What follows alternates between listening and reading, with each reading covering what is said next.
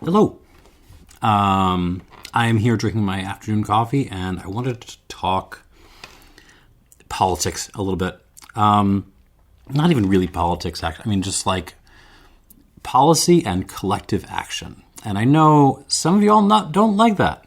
And that's fine. I've given you like 3 other videos this week to go watch. You can pick one of them.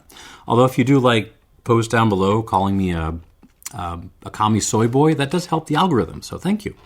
So yeah, I wanted to talk about how we might be able to help our local distilleries, our local American small independent up-and-coming distilleries. Because right now, it is a pretty crappy time to be running a small up-and-coming independent distillery. Part of it is just like you can't plan anything right now, right? I mean, it's even before the current chaos, which has ramped up issues with this considerably. Even before all of this, it wasn't like America's economic milieu was particularly, predictable and reliable. Something you could use to plan out your business plan years in advance. That's a problem. Like when you're trying to run any kind of small business, especially a distillery. Beyond that, everything's expensive. Raw materials are expensive. Equipment is expensive. Transportation is expensive. Labor is expensive. And even then, you probably can't pay your employees or give them benefits to the degree you'd want to. You're paying back loans to the banks. You're probably cutting a check to a landlord every month. On top of that, you are competing with some of the biggest corporations, the biggest firms in the world.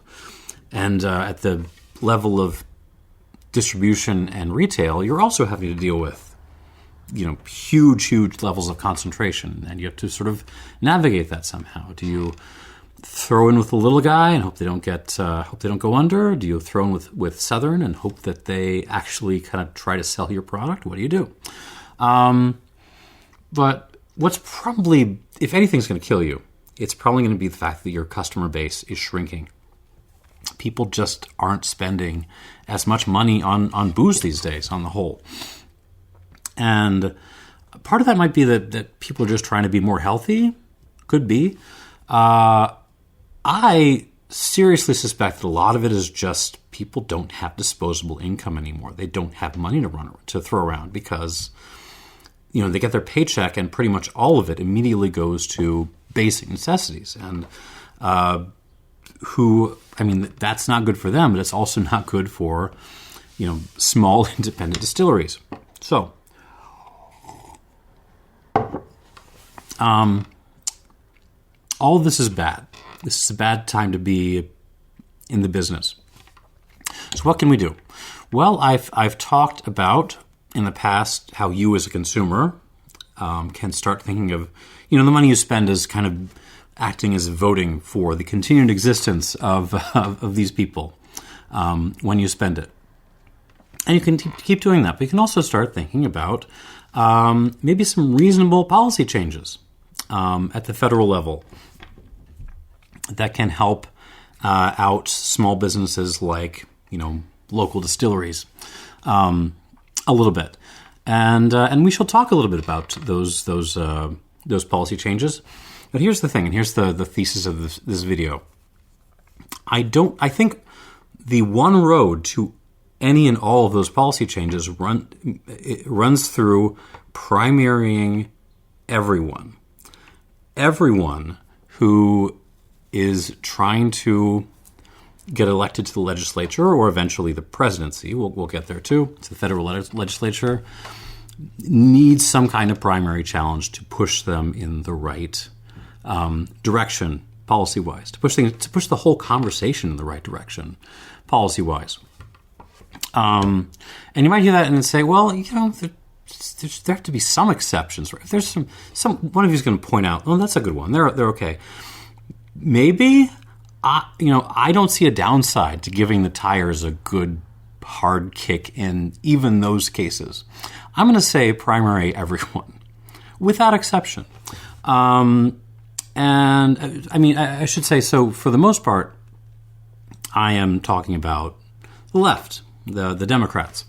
That being said, would I like to see a whole wave of primary challenges on the right as well? Oh my God, yes, I would love to see that. I would love to see that. I would love to talk about it. But I have my own idols to burn, frankly. So I'm gonna set that to the side for now. So let's talk about like what kinds of policies changes or would be useful if you happen to be a small distillery. Regulation changes? I mean, sure, maybe. That being said, I don't think when you see distilleries go under these days, it's because there's too much paperwork or because of fire code issues. I think there's other stuff going on. Tariffs. I mean, tariffs are not a substitute for an industrial policy. They just aren't. They can be used strategically as a way to create more of a domestic market for products if you are also putting in the hard work of kind of propping up that production. And at the moment, I do not see any of that propping up happening. Tariffs alone essentially just get passed down to normal people as sales tax. Sorry, you got to do other stuff. Moving on. Stability, yes. Stability, I suppose that's not a policy choice in itself, but it's related to that. All businesses need to be able to plan things out a couple of years in advance. Distilleries need more than that. They generally need like 10 or 20 years of thinking in advance of where they're going to be at. So having an economic situation that is not, total chaos, would be authoritarianism, running distraction duty for billionaires, looting the country. Having something that's not that, and having something that is relatively stable in a medium to long term, that is definitely good. But I'm gonna save discussion for that kind of towards the end, and you'll see why. Policies beyond that.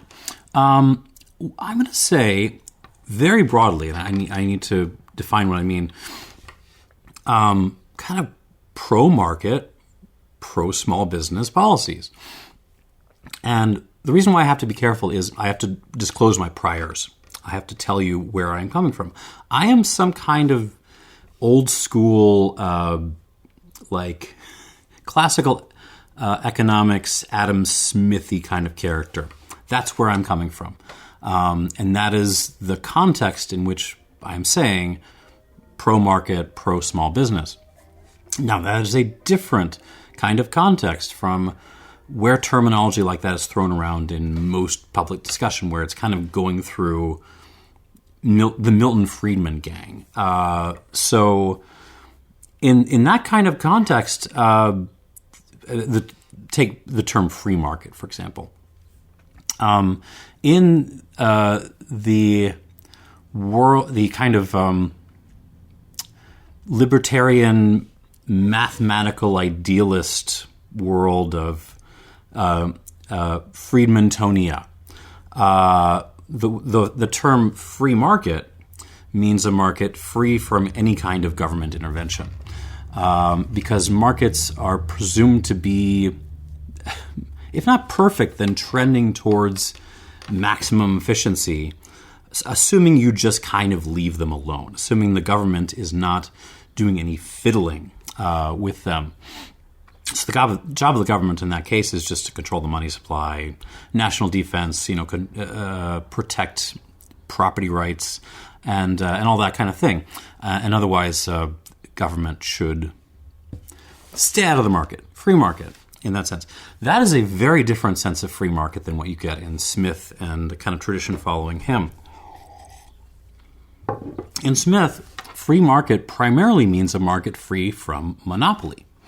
It means a market free from, other kinds of anti-competitive, productive practices like greedy landlords, predatory banks, what I guess we would now call, or later on call the rentier class. It doesn't mean you don't have to worry about government stepping in, but generally the kind of stepping in you're worried about is stepping in on behalf of the monopolies, the landlords, the banks, and those characters, the rentier class. In other cases, government intervention is absolutely necessary and can be useful if properly handled. So those are my priors. That's my perspective. So when I say pro-market, pro-small business kinds of policies, let's break them into three classes. They're not really that distinct, but let's just, for sake of discussion, I would say policies that promote competition,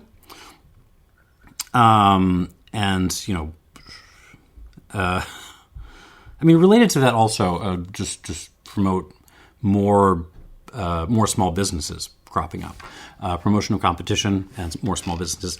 However that looks, I want to speak in very kind of broad, general, formal terms here. More competition, in the beverage sector, because if there are more distributors around, that generally means prices should be lower, right? More retailers, prices should be lower. But also kind of more broadly. The beverage sector is not the most concentrated sector in the entire economy. And if you loosen up kind of everything else, that should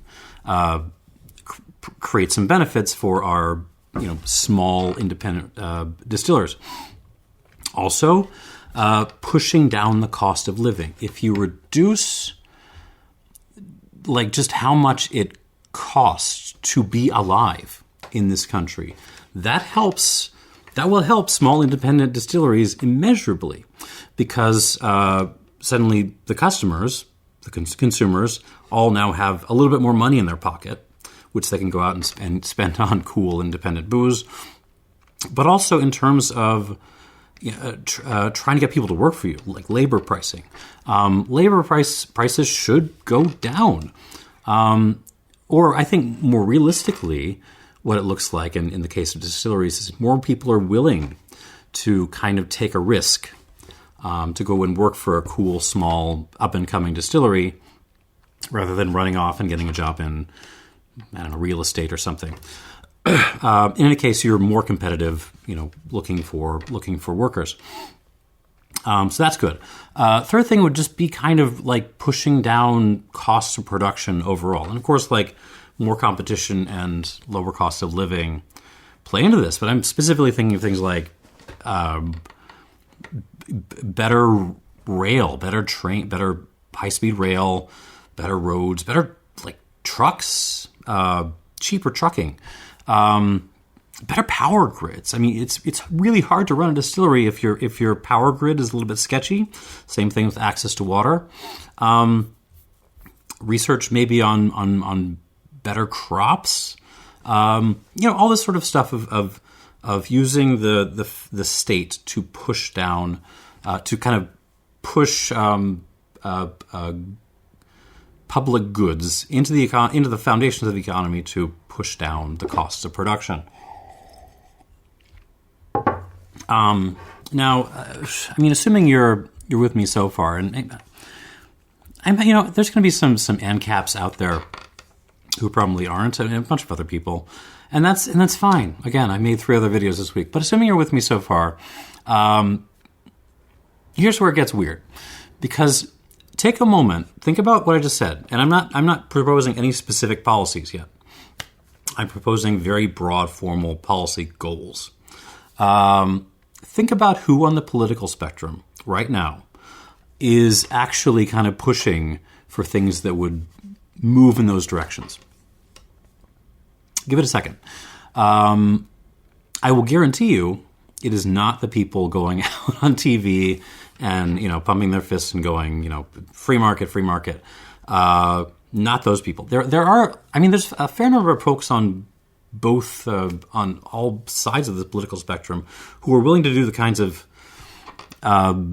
pro-small business, pro-market policies I'm talking about on like a micro level for their own constituents, because at some level they understand that it works, even if they don't want to put it on a broader level, which is what I'm talking about. Who else is out there? I mean, there's the Steve Bannons of the world, but they seem to have been very marginalized, and I have issues with them beyond their policy choices, their economic policy choices.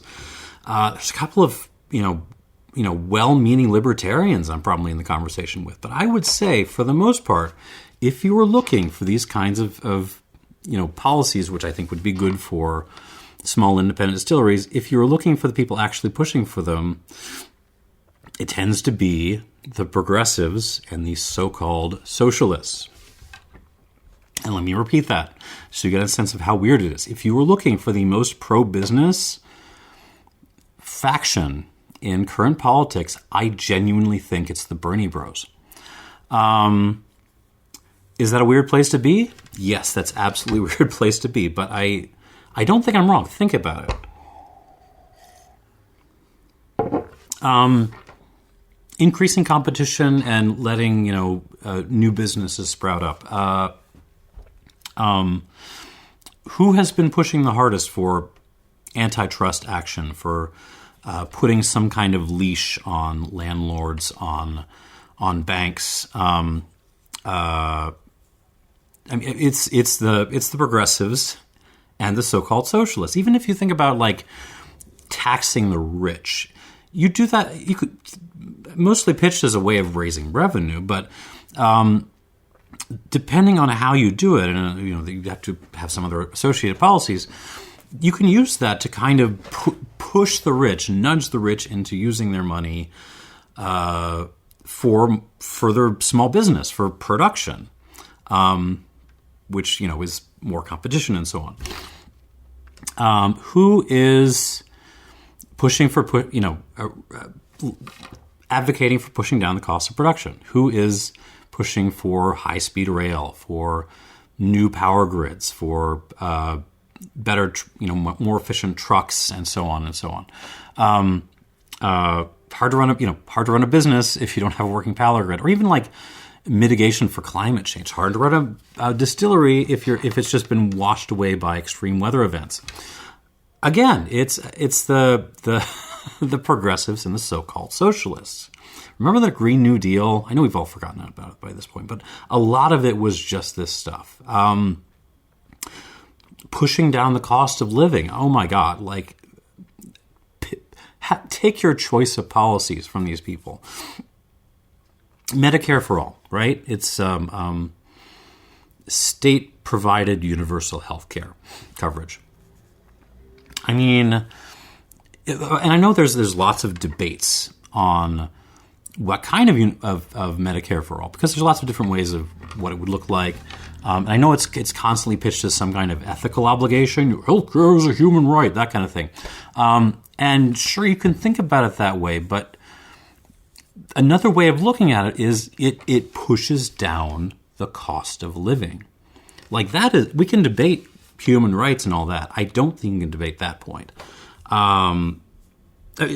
Just work with the hypothetical for a second. Say you're running a distillery with an attached little restaurant bar, and somewhere in Chicagoland, say, you can even be conservative. You can hate the teachers union, a bunch of lazy freeloaders. You can hate Johnson, whatever. Sure, all of that. But let's say you then just wake up one morning and suddenly you have healthcare coverage. Maybe not even particularly great healthcare coverage, just basic, adequate healthcare coverage. And let's say, like, all the employees you pay and all the people you could ever potentially hire suddenly just have basic healthcare coverage provided by Uncle Sam through progressive taxation, with all the money going to actual healthcare and not, or except for a little bit of overhead, and not going to the insurance company's profit margins and executive salaries. Say all of your customer base suddenly also gets the same basic kind of healthcare coverage. Like, this is huge. Suddenly, everyone in the area you live has a little bit of extra money to throw around. They can buy an extra bottle from you every once in a while. They can come to your restaurant a little more often. They're going to be healthier probably, because which means they can be your customer for longer because they will live longer. Your employees, I mean, especially the ones. I mean, if it's been a pain in the ass for you to like make sure that these people have benefits, it's no longer really your problem, is it? And if you've had employees who, you haven't been able to give healthcare benefits, like they've had to go to the marketplace, God help them. Instantly, these people are happier because they're a few more steps away from financial ruin, and they're healthier, less stressed out. And everyone you might potentially hire is also, a few more further steps away from financial ruin, which means, again, as I said, they might be more willing to take the risk of stepping up to work for your rinky-dink, cool, up and coming little distillery rather than running off and going to start a career in finance. Now, I don't want to pretend like that, like this is the absolute panacea or something. It's not. I mean, running a small business should always be hard. Like this is capitalism, but and if you still make crap and you have no business plan, you still should probably go under. But if you are in the fight, something like this, just this, would be huge. I mean, it's pushing down the cost of living as Medicare as any kind of Medicare for all, and we can debate what kinds there are out there, would be tremendous for the economic outcome of small businesses.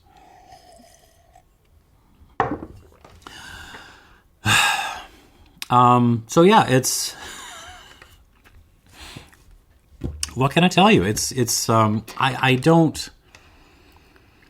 I don't care that much about labels and cliques and teams. I really don't. I'm looking at the policies. I don't want to. And right now, the Bernie Bros, they're the ones with the policies. And by the way, can I just take a footnote? Can we take a moment to sit down and appreciate the fact that there is now an entire large group of the electorate that now thinks, because of the changes in just how we're using our terms and how the shifts in the political spectrum, they think they are socialists because they see monopolies as bad. Consider that for a moment. I mean, just think. I mean, Friedrich Hayek used to advocate for what he called a system of social insurance, which part of that would be absolutely something like Medicare for all.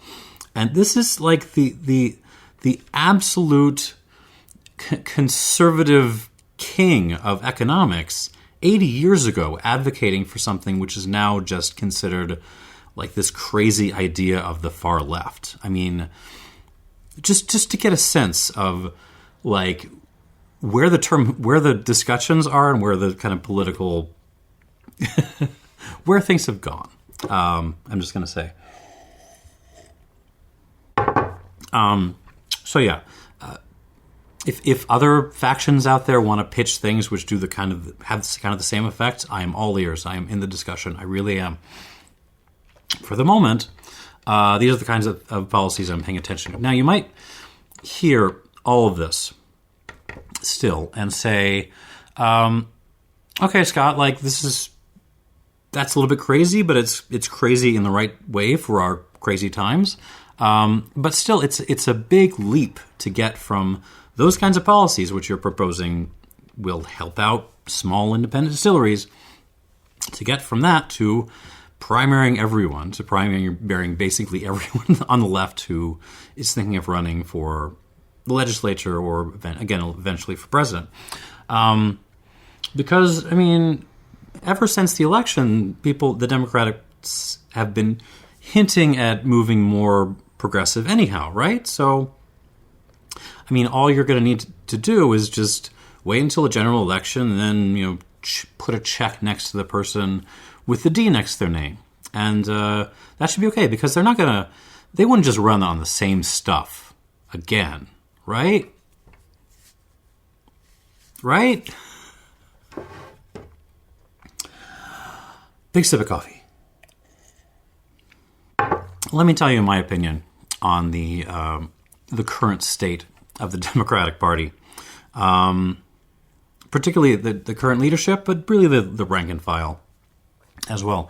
Back in 1984, there was a exchange at a Democratic debate, and the exchange was between Walter Mondale, who was kind of this really the last New Deal Johnson Democrat, the last of a dying breed, speaking to Gary Hart, who I think has mostly been forgotten these days, but Gary Hart was really the godfather of the Clintons, the Obama, Biden, although he and Biden are about the same age.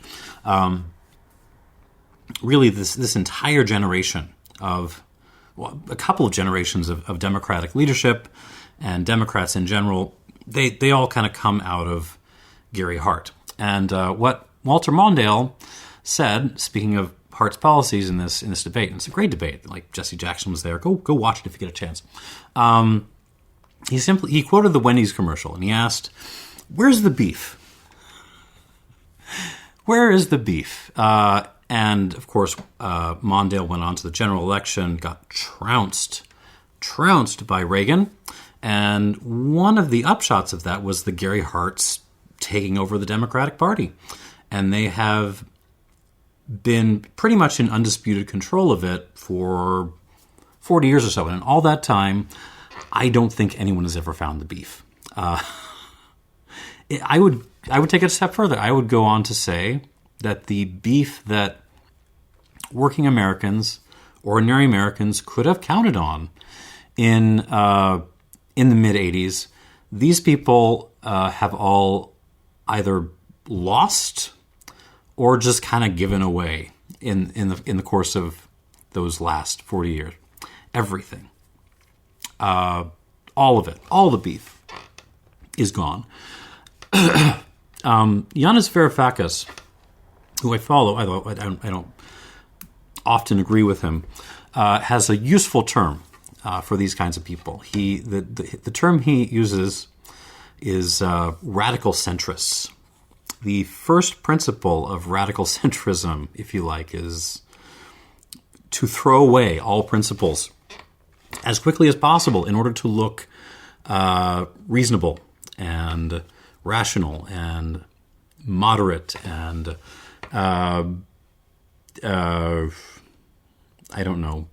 compromising, safe. And more electable, even when they're not really actually more electable or reasonable or any of those other things.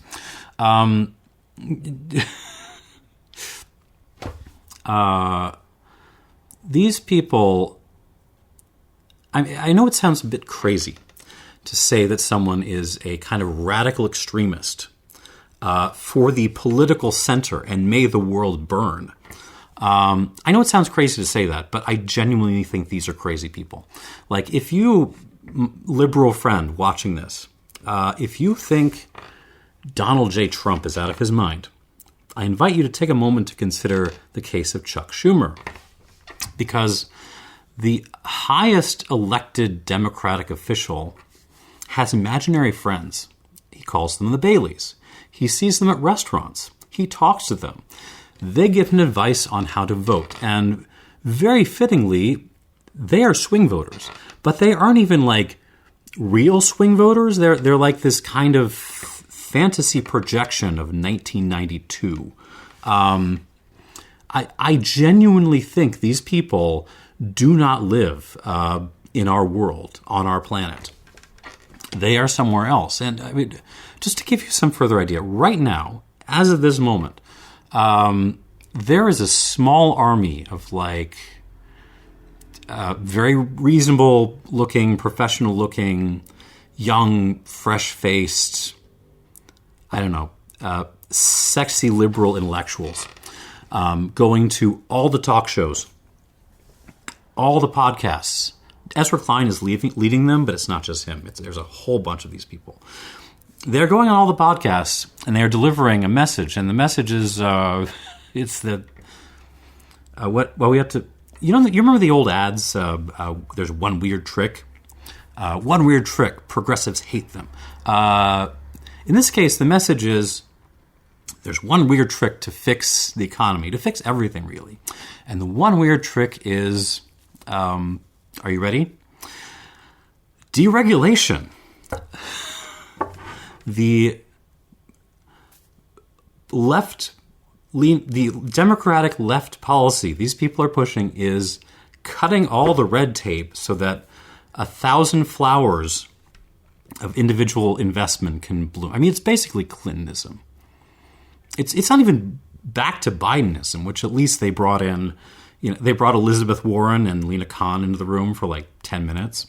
No, we're back to third way Clintonism again, pitched as some kind of fresh, new idea that no one has thought about it before. Like they'll go on into these things and say, the problem with the Democrats is they try to do too much. They try to solve all the problems at once, and you can't do that. What we really need to focus on is like deregulating zoning laws in the suburbs. And I mean, normal circumstances, I'm all for talking about reasonable changes in regulation. The world is on fire, and these people are worried that there's too much paperwork. Like the degree of fantasy, of unreality, of just not even beginning to try to meet the moment it would be hilarious if it wasn't for the fact that the Yale Law School honor roll kids who currently occupy the Democratic rank and file are going to bite on this. They are going to love it. They are hardwired to love it because even though it doesn't have any bearing or make any sense in the current world in which we live, it just sounds so damn reasonable. And I guarantee you, left to their own devices, these people will want to run on this. They will want to run on reasonable, common sense reforms to stuff. That is what they won't just run. I mean, so I will grant you, I do think a lot of these rank-and-file Democrats maybe had after the last election in November, a very brief come-to-Jesus moment.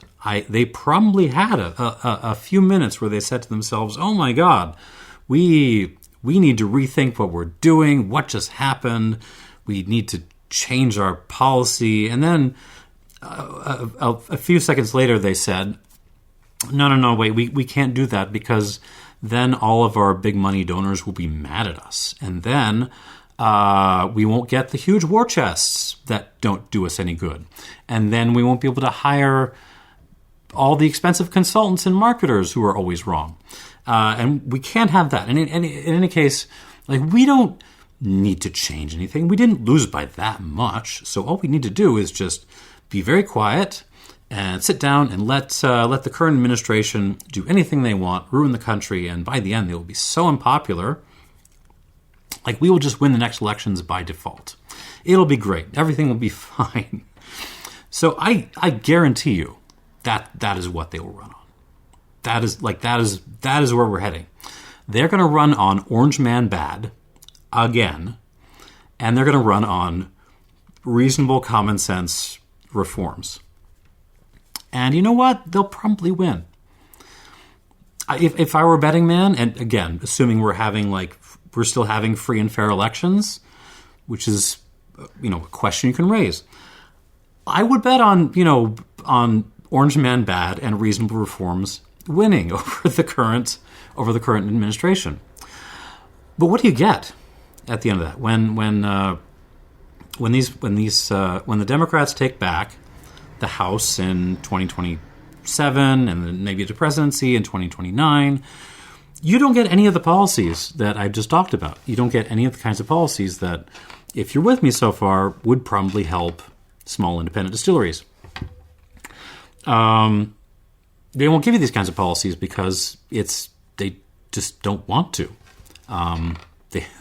It's against their nature in some way, because it just doesn't seem reasonable to have these kinds of actually pro-small business policies.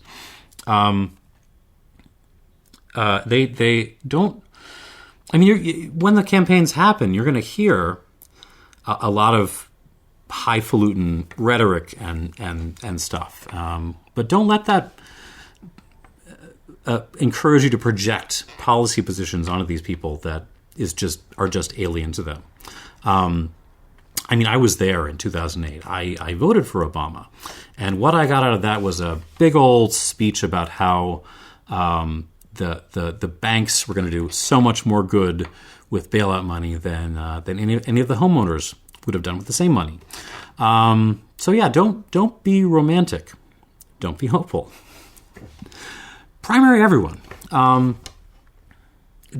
You have to push the policy conversation in the right direction, and that involves the hard work of stepping forward and primarying these people. Find someone in your local area who will run.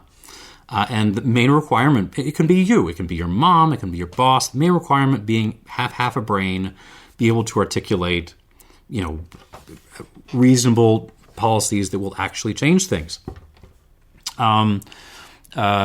Get these people to run, go campaign for them, and then go vote in the friggin' primary. You might even have to register as a Democrat, and I know that's scary and gross. I do understand, but being able to vote in a primary gives you so much more power, so much more. And if you don't believe me, go check the numbers of who votes in primaries versus who votes in generals.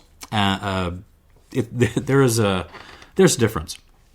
So we have to go and primary everyone if we want the kinds of policies that will to actually happen, and not just like a couple of years of them cleaning up after Trump's mess.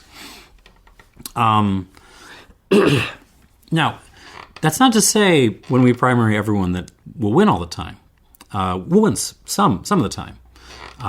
But the point is to push the conversation towards the policies that we all kind of actually want. To get these people to sign on to this stuff. Not just deliver big speeches, but to actually put down in writing, on tape, that they will support, these policies. Or to replace them with people who are better, frankly. And there's something else. Let me get my last sip of coffee here. There's something else to be said about this. Remember the thing I said about planning and the predictability of the market? That is something else that is very, very important for small businesses like distilleries. Just to be able to plan stuff out a decade in advance, 2 decades in advance, you need some kind of stability. And the U.S. political situation, economic situation has not been stable for a very long time. Consider this. The last time we had any kind of general election, federal election, where there was no flip, there was no change in party control from the House, the Senate, or the presidency. Last time there was an election where voters actually pushed the button for the status quo, for what they already had, was technically 2012. And even that year, I mean, Obama won re-election by a much slimmer margin than he won initial election in 2008. And that never happens. The last time that happened to a president was like Woodrow Wilson. Usually you get reelected by wider margins. So there's every indication that the rot was already well in play by 2012. So point being, we are on a seesaw. We keep flipping back and forth because voters don't generally like either party. Both parties are enormously historically unpopular, and the Democrats more so than Republicans right now. Now, here's the thing. The kinds of policies I have been talking about, what I am calling and pitching as pro-business, pro-small business, pro-market policies, however you want to sell them, progressive, whatever. I'm not a labels kind of guy. They are enormously popular. They poll well.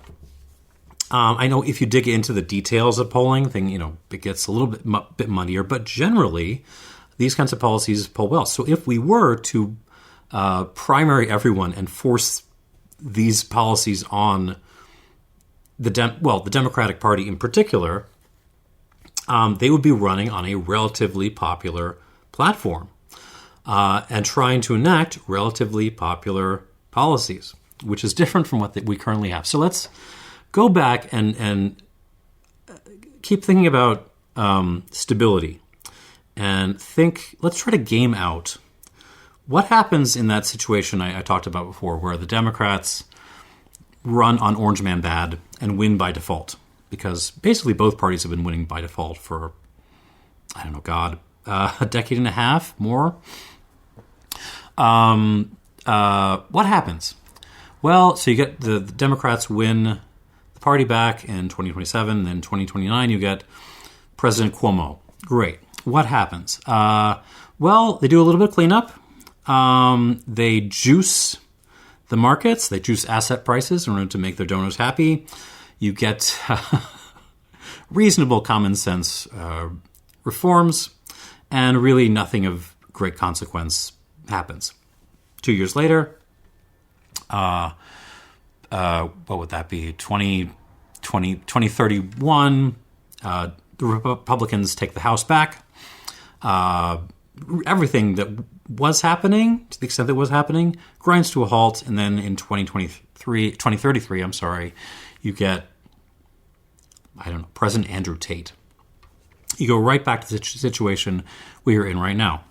And that is exactly what will happen. That is where we're heading. If,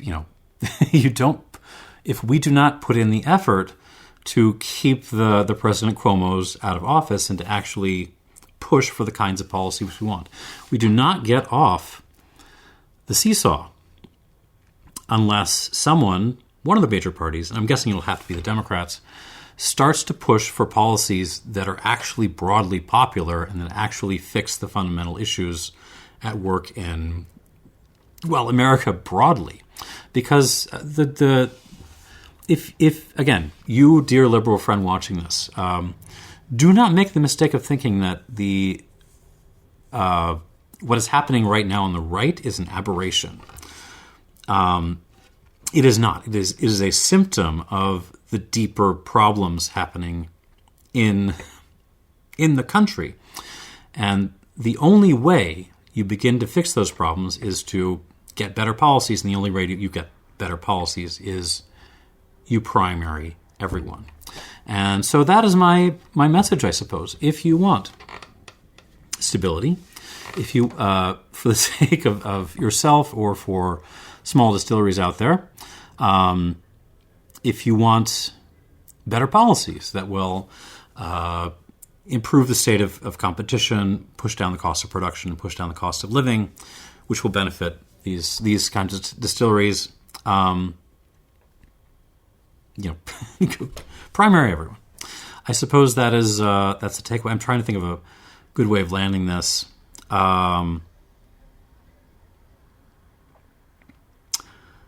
It's going to be a hard couple of years. It really. I mean, we haven't even. You think things are crappy now? Like, we haven't even seen the downstream effects of the tariffs, the effects on imports, because in a couple of weeks, probably tops, warehouses are just going to run out of stuff, and trucks are going to stop bringing things to stores, and it's going to get bad. And when that starts to happen, you're going to start to just want any kind of alternative out there, any kind of answer out there. And I want to get a head start on this and tell you, no, you have to think about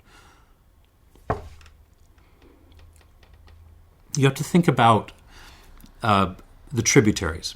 You have to think about not just like pushing the D button on when the next general comes. You have to think about setting that general election up where it's a real choice and a meaningful choice that will result in some kind of long-term change. The time to think about that is right now. Again, don't panic, but also don't get romantic. Just work. Put in the time. I guess that's all I got. This is we're 46 minutes in. Thank you for watching. I hope some of this made sense. Hold on out there.